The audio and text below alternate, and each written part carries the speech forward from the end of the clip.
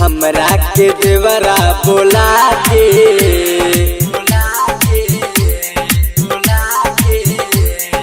हमरा के देवरा बोला के मारेला रोज निहुरा के। हमरा के देवरा बोला के मारेला सखी निहुरा के।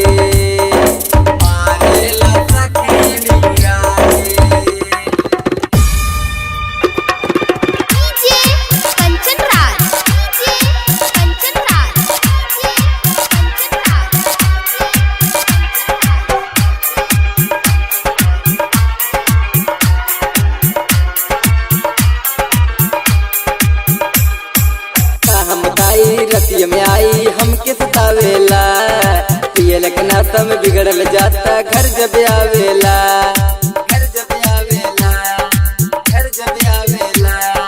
हवे बेसारम रहेल गरम हमर से सटेला, कितनो चिल्लाई कितनो मनाई तबो न हटेला।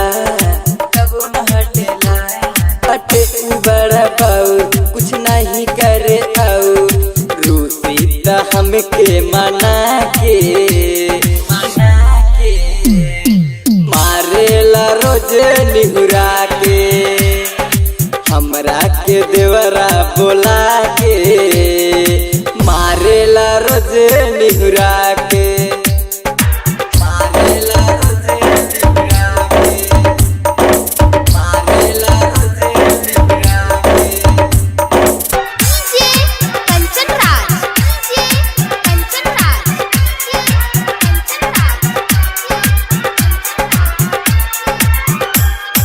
राज भोजपुरिया बुझे नवतिया पियवस का कही, श्याम बहादुर सबनम बीरू से हम दूर रहे।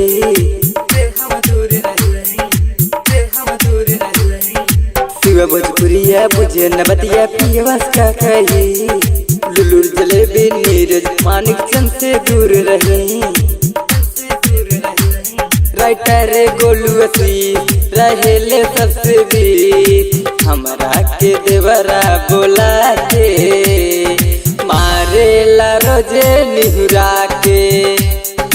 हमरा के देवरा बोला के मारेला सखी निहुरा के।